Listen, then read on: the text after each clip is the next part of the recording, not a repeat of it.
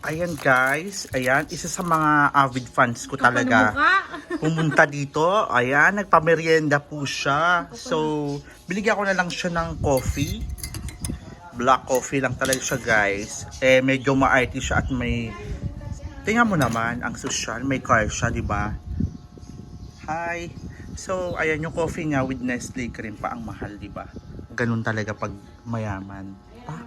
Hi! Isa sa mga fans ko. Hello sa'yo! Come here!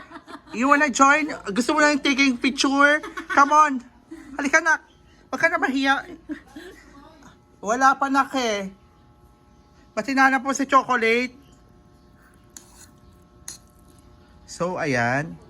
Guys, ang sarap. Alright. Ayan, I'm sorry po. I'm from Bicol. Kaya medyo maitim po ang artista nyo. Charis.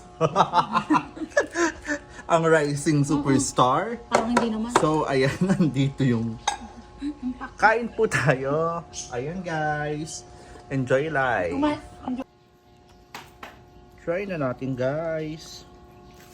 Sarap naman. Ganyan talaga. Ayan. Pagka, kasi alam nilang sikat ako. Pag sikat ako, yung mga tao, mabango ka.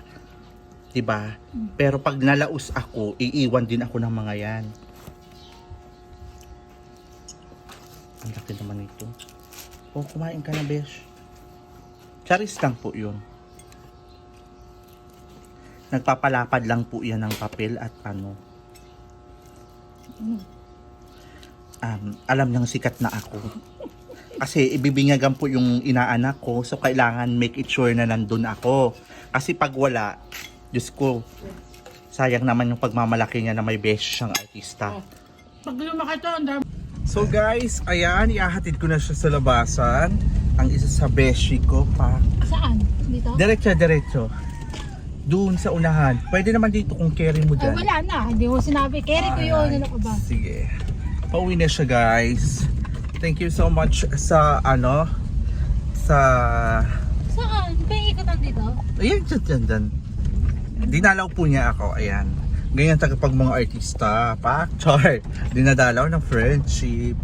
From Bicol po kami, kaya haggard tayo. Ah, di ba dito tayo nag-inom